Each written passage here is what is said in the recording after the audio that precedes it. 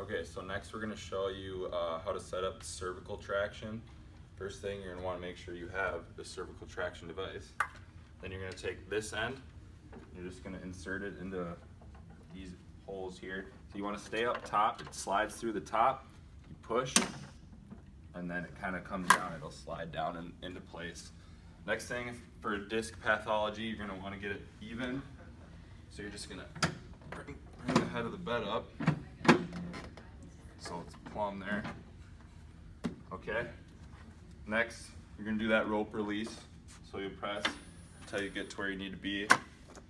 And you stop, and then right here you just kind of hook it into that hole, tighten it, and then let it go back. Okay. So once you have that, you'll get your patient up on the table. What you do here, you want these to be just under their mastoid processes, and then you're just going to righty-tighty, right? So you're going to tighten it so it's firm. It's not going to be super tight. You don't want it to be too uncomfortable. You just want to have a little pressure. And then this is going to go right over their forehead. It's going to be nice and tight. So now Adam's going to demonstrate that on me. All right, so usually I'll just tell the patient, go ahead and lay down, put your head right on this pad.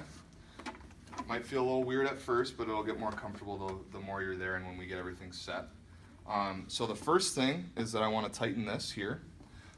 So what I usually like to say is I put a little pressure on their arm and I say about that much pressure. So gentle, but firm enough that it's not going to slip when it starts pulling. So I want you to tell me when it feels like it's about that tight. Just kind of tighten it nice and slowly here. Right about there. Right about there, okay. And again, that's right underneath those mastoid processes. And we're gonna undo that. And this does not have to be tight. It just kind of needs to be firm on their forehead. So it's that comfortable like that. Yep. Pretty good. Not as big of a concern as these down here because these are what's doing the pulling. Always hand them the button.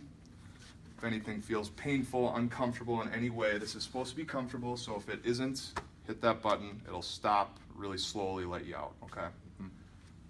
All right, so when we're putting the settings in here, again, with cervical traction, table's always locked because the table's not moving. It's just this device here that's moving. We're going to click on cervical traction. We're going to click on edit. I'm going to make sure that we're on static all the way across. We're going to go to edit min and max levels to set the weight. So again, in terms of weight parameters, there's a lot of different ideas out there about how much weight, but let's say we're doing about 7% of body weight, so that's, you know, for Brian probably around 13 or 14 pounds. So let's set the max at 13. Min doesn't matter again because we're not doing intermittent traction, we're doing static, so there's not going to be a minimum. Steps up and steps down, we'll leave them at 6. Rest hold times, again, that's going to be the amount of time that it waits on each step on the way up and then the way down over here. Middle section is, again, for intermittent traction, which we're not doing right now. Total treatment time, this is going to be the time that's actually pulling, so we'll just leave that at 15 for now. And other than that, you're just going to basically say, are you comfortable, are you ready? If so, you're going to hit start. And it'll get going. So when the patient's done, come over here, we'll grab the button from them. We'll ask, how did that feel? That feel okay, comfortable? Awesome. Okay, so we'll unstrap this first.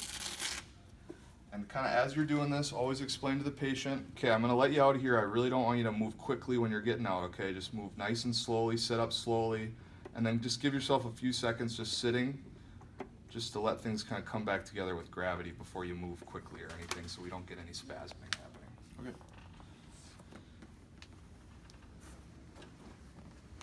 So they'd sit here for maybe 2-3 minutes just relaxing, and that should be enough to make sure that we're not going to have a spasm happen.